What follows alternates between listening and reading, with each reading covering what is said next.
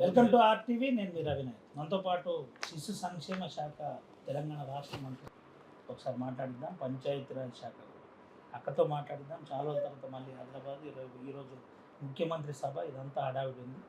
అక్క ఎట్లున్నారు, ఏంటి పరిస్థితి? కుశలంగా ఉన్నాం అక్క. ఆదిలాబాద్ ప్రజలు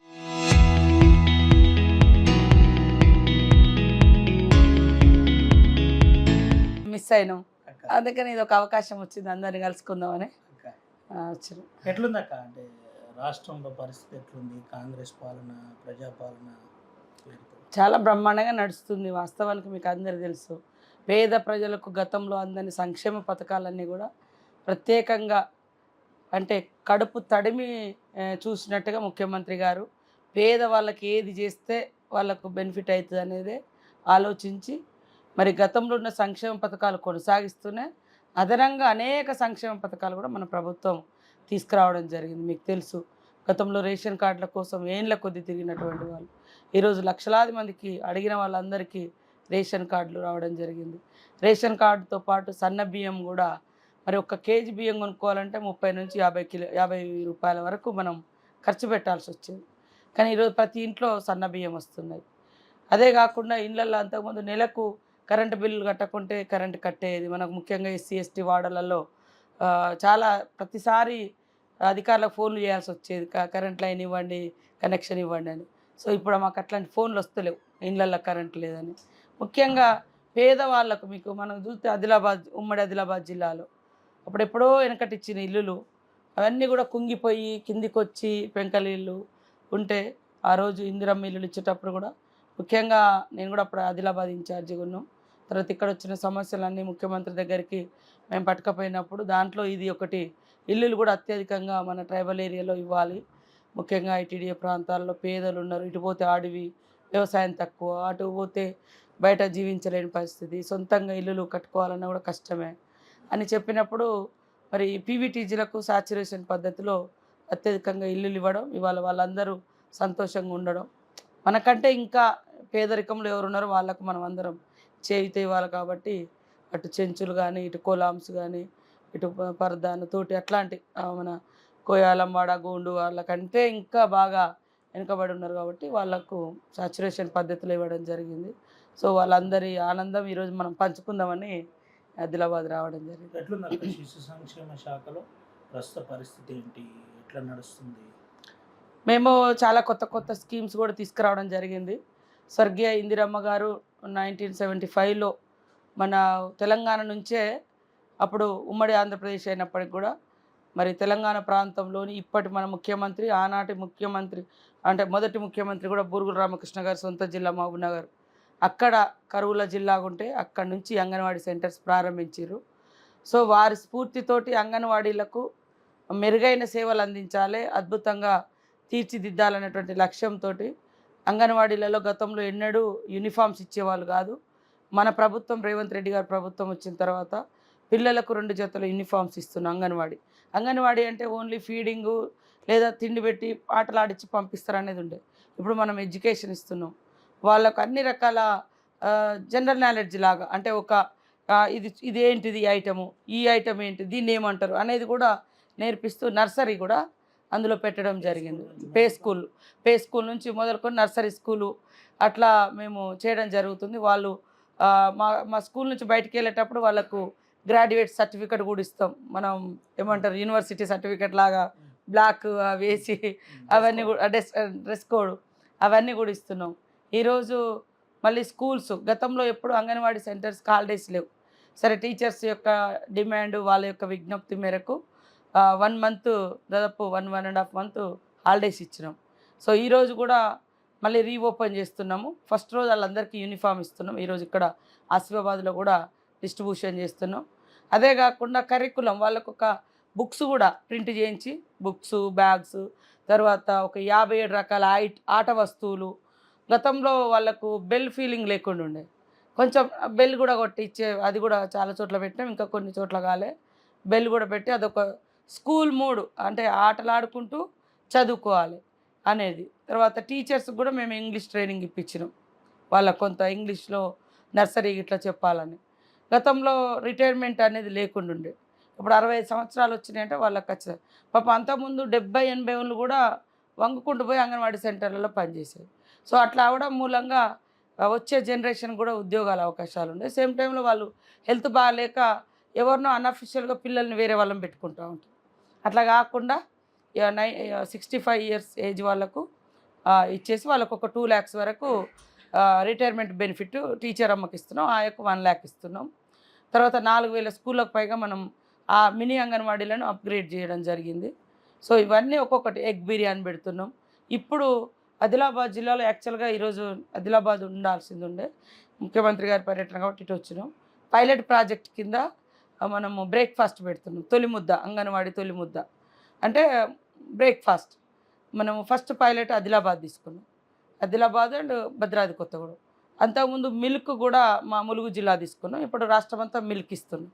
ఇప్పుడు రేపు స్కూల్ ఓపెన్ అయినాక మిల్క్ కానీ బ్రేక్ఫాస్టు, మళ్ళీ ఎగ్ బిర్యానీ, తర్వాత కిచిడి ఇట్లాంటివి అంటే పిల్లలకు టేస్టీగా ఉండే విధంగా ఇట్లాంటివన్నీ కూడా తయారు చేసి వాళ్ళు అంగన్వాడీ సెంటర్స్కి వస్తే మంచిగా పౌష్టికారంతో ఉండాలి, మంచిగా చదువుకోవాలి. ఇక్కడ నుంచి పోయినట్టు ఫస్ట్ క్లాస్లోకి వేరే స్కూల్కి వెళ్ళాలి. ఇదంతా మేము తయారు చేసుకుంటాం. చాలా గ్రామాల్లో పక్కా భవనం లేదు, సంబంధిత టీచింగ్ ఫీల్డ్ కూడా లేదు, అంగన్వాడీ రిక్రూట్మెంట్ జరగలేదు అంటున్నారు. కసరత్తు ఏమైనా జరుగుతుందా? అయిపోయింది, కసరత్తు అయిపోయింది. ఇప్పుడు కొంతమందికి ప్రమోషన్స్ ఇవ్వాల్సినటువంటి ఉండే ఆయలకు, వాళ్ళకు ప్రమోషన్స్ ఇచ్చి అక్కడ ఎక్కడైతే వేకెన్సీస్ ఉన్నాయో అవన్నీ ఫిలప్ చేసి ఇప్పుడు దాదాపుగా 15,000 పోస్టులు, 3,000కు పైగా టీచర్లు, మిగతా 12,000కు పైగా దాంట్లో ఆయాలు మొత్తం ఏ జిల్లాకు ఆ జిల్లా కలెక్టర్లకు ఇచ్చేసారు. కలెక్టర్సే అక్కడ ఇంటర్వ్యూస్ పెట్టుకోవాలి. నోటిఫికేషన్ ఇచ్చేస్తారు, వాళ్ళు ఇంటర్వ్యూస్ జరుగుతాయి తొందరలో. ఎందుకంటే నేను ఆదిలాబాద్ జిల్లాకు ఇన్ఛార్జ్గా ఉన్నప్పుడు మన జిల్లాలోనే 400 పైగా నాకు అప్పుడు దాదాపు 1.5 year అప్పుడు స్టార్టింగ్లో రివ్యూ చేసినప్పుడు వచ్చింది. అప్పటి నుంచి ఫైళ్ళు మూవ్ చేస్తూ ఉన్నాము. సో అన్ని ఆటంకాలు కోర్టులో కూడా ఉండే కొన్ని రోజులు అది కూడా క్లియర్ చేసేసినాం. సో లోకల్గా అన్ని ఇబ్బందులు లేకుండా చూసుకొని మళ్ళీ ట్రాన్స్ఫర్స్ ప్రమోషన్స్ కూడా క్లియర్ అయిపోయినాయి. నిన్న మొన్న సూపర్వైజర్లో కూడా ట్రాన్స్ఫర్స్ నిన్ననే ఫైల్ సంతకం అయిపోయింది. సో ఇవన్నీ క్లియర్ అయిపోతున్నాయి. తప్పకుండా 15,000 పోస్టులతోటి అంగన్వాడీ వ్యవస్థను బలోపేతం చేస్తాం ఖచ్చితంగా. అంతకుముందు కొంతమంది అంగన్వాడీ వద్దులే డైరెక్ట్గా స్కూల్స్ పెట్టాలి అది ఇది అని అన్నారు. కానీ అంగన్వాడీ వ్యవస్థకు ఒక గొప్ప హిస్టరీ ఉంది. ఇందిరమ్మ గారి మానస పుత్రిక, అది దేశంలోనే తెలంగాణ రాష్ట్రంలో ప్రారంభించారు కాబట్టి ఆమె పేరు నిలబడాలి. ఇక్కడ పిల్లలు పౌష్టికార లోపంతో ఇబ్బంది పడకుండా ఉండడం కోసం మ్యాక్సిమం గుడ్ ఫుడ్ ఇవ్వాలనేది మేము కసరత్తు చేస్తాం. తరచూ ఏదో ఒక అంగన్వాడీ కేంద్రాన్ని విజిట్ చేస్తారు, కలెక్టర్లతో రివ్యూ తీసుకుంటారు. కష్టపడి పనిచేసే మీకు ఒక కొత్త అపవాదం తీసుకొచ్చింది, సెల్ ఫోన్ల పేరుతోటి సీతక్క ఏదో చేసేసింది. దీని మీద మీరు ఏం చెప్తారు అక్క? అదంతా ఫాల్స్. ఇక అది దేవుడు ఉన్నాడు, తర్వాత వాళ్ళకు ఏమవుతుంది అనేది వాళ్ళు. కానీ నేను లీగల్గా కూడా కోర్టుకు వెళ్ళినాం. వాళ్ళు కూడా పెట్టినవన్నీ రిమూవ్ చేసేసారు. తప్పు, అది చాలా చాలా తప్పు. కాబట్టి ప్రజలకు అందరికీ అర్థమైంది. 45 కోట్లలో 30 కోట్లు తిన్నారని ఇట్లాంటి అబద్ధపు టెండర్లను తీసుకొచ్చి అంటే వేరే వేరే చేసిర్రు. సరే వాళ్ళ నాశనానికి వాళ్ళు అయిపోతారు. ఇక అంతకని నేను ఫస్ట్ ఏదున్నా నా అంతరాత్మకు నేను జవాబు చెప్పుకుంటా. పబ్లిక్ అన్ని రాష్ట్రాలలో కూడా ఇన్ఫర్మేషన్ తీసుకోవచ్చు. ఎవరున్నారు అంటే దీని వెనకాల బలంగా ప్రచారం చేసిన దాంట్లో ఎవరున్నారని మీరు భావిస్తున్నారు? ఇక నన్ను మొదటి నుంచి టీఆర్ఎస్ పార్టీ టార్గెట్ చేస్తుంది. ఎలక్షన్లు అప్పుడు గెలవద్దని పెద్ద మిడతల దండ వచ్చి నా మీద యుద్ధమే చేసిర్రు. మేమేం అన్యాయం చేసింది లేదు, ఎవరికి ఇది చేసింది లేదు, ప్రత్యేకంగా టార్గెట్ చేసి అప్పుడు 100 కోట్లు కుమ్మరిచ్చారు. తర్వాత గెలిచిన తెల్లారి నుంచి మంత్రి అయిన కాంచి రోజు ఏదో ఒకటి అలిగేషన్స్. అట్లా ఒక 2-3 సార్లు లీగల్గా నేను నోటీసులు ఇప్పించడం జరిగింది. గతంలో కూడా రకరకాల అలిగేషన్స్ చేస్తే తప్పు చేస్తే తెలిసో తెలియక చేసినా తల ఉంచుకుంటాం, సరిదిద్దుకుంటాం. తప్పు చేయనప్పుడు ఖచ్చితంగా ఏ రకంగా చేయాలో ఆ రకంగా నిజాయితీ అనేది మా వెంటనే ఉంటుంది. మా ప్రకృతి అనేది కూడా, ప్రకృతి ధర్మం అనేది ఒకటి ఉంటుంది కదా, కర్మ అనేది ఉంటుంది కదా, ఖచ్చితంగా ఉంటుంది. కాబట్టి ఏది పడితే అది బట్టగాల్సి మీద వేసడం కరెక్ట్ కాదు. బీఆర్ఎస్ పార్టీ తప్పులనే వాళ్ళ ప్రతిపక్ష అస్త్రంగా ఎంచుకుంది.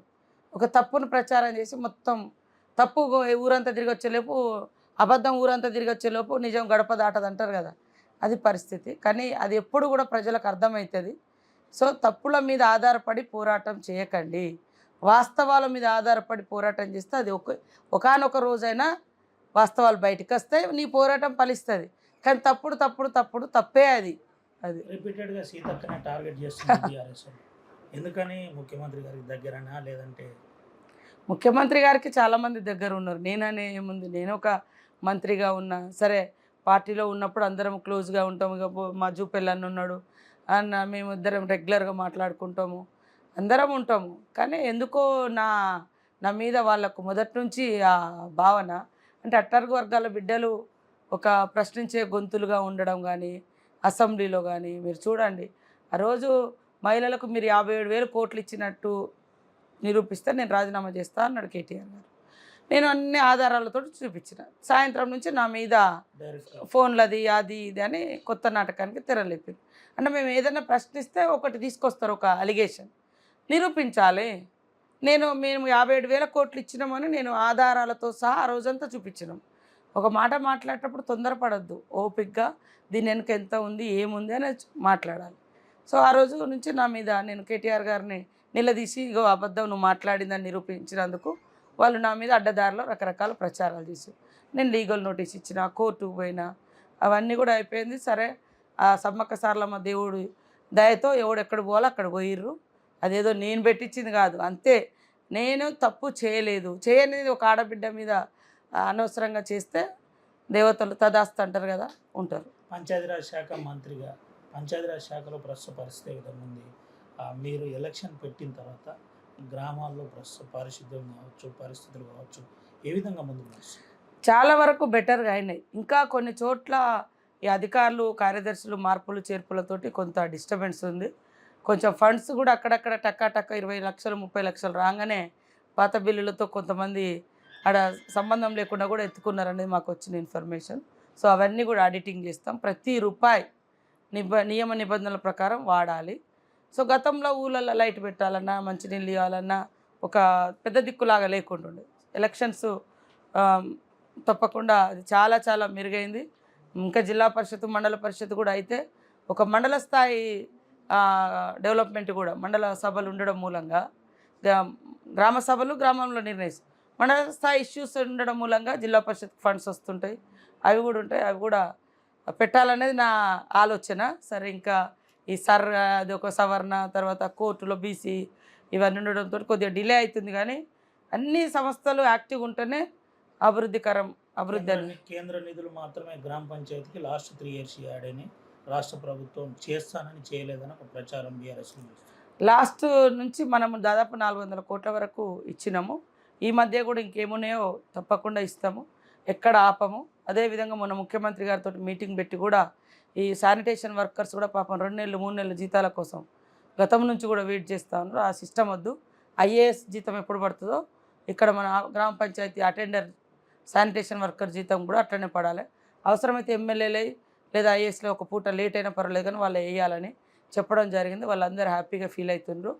మేము కూడా ఖచ్చితంగా ఇంకా ఏమేమి ఫండ్స్ మిగిలి ఉన్నాయో అవన్నీ తీసుకొని గ్రామాలను ఇప్పుడు రాబోయే కాలం మీరు చూస్తున్నారు, ఈ 100 రోజుల పని కూడా ఎక్కువ చేయించుకుంటున్నాం. రేపు నెక్స్ట్ నుంచి కొత్త చట్టం వస్తుంది.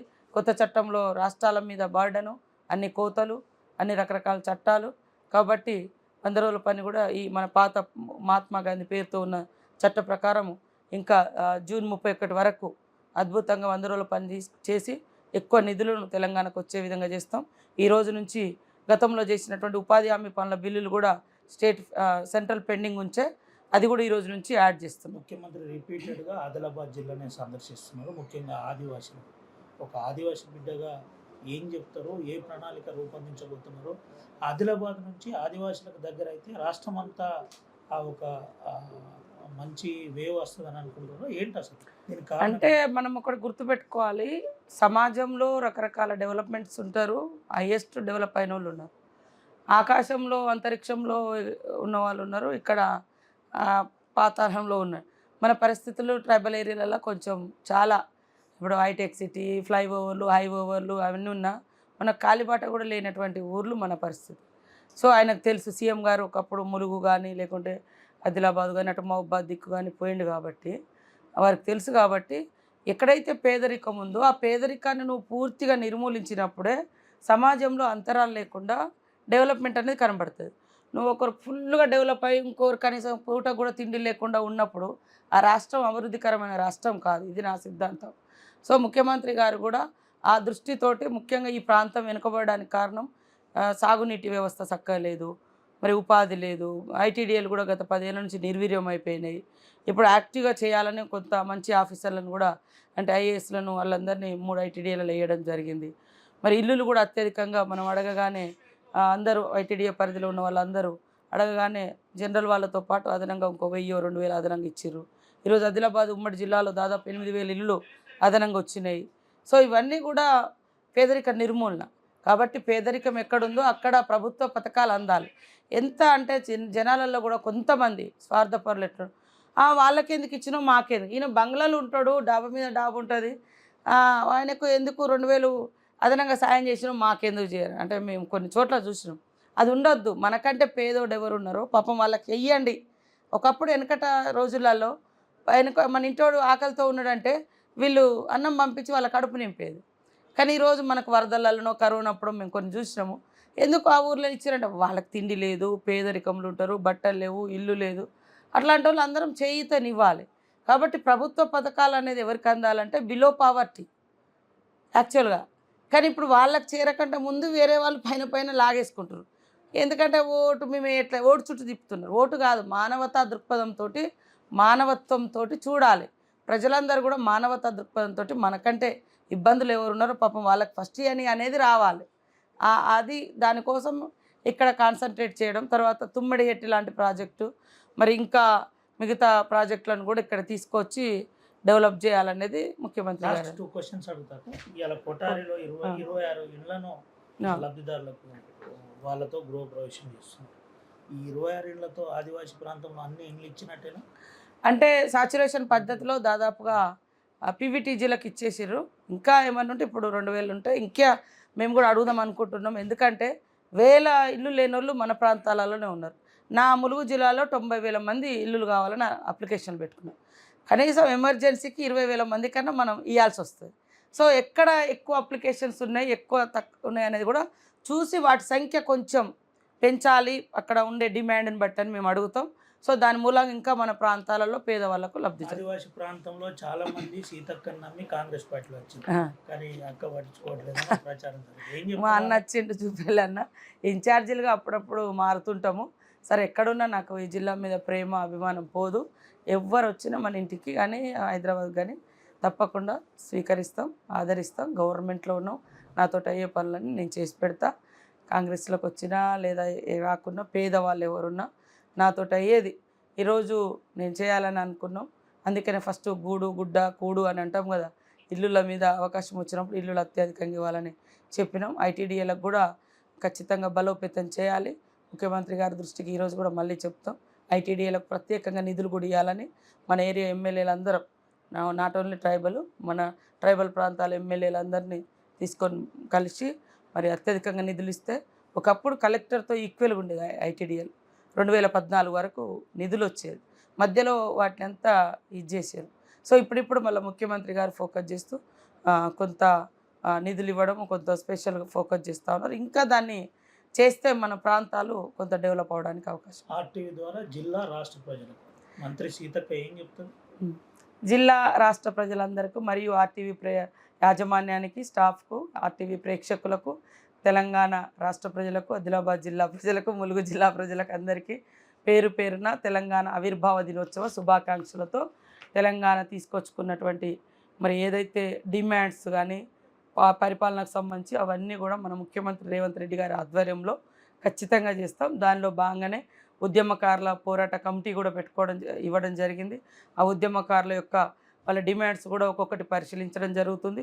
పేదవాళ్ళు ఆ రోజు మరి డబల్ బెడ్రూమ్ అని చెప్పినటువంటి కేసీఆర్ గారు 10 ఏళ్లలో 1,00,000 ఇండ్లు కూడా ఇచ్చినటువంటి దాఖలాలు లేవు ఇది గ్రామీణ ప్రాంతాలలో. కాబట్టి ఇప్పుడు ఎట్టే టైంలో 4.5 లక్షలతో పాటు మళ్ళొక 2.5 దాదాపు 8 లక్షల ఇండ్ల వరకు 7 లక్షల ఇండ్ల వరకు ఈ 2 ఏళ్లలో కంప్లీట్ కాబోతాయి.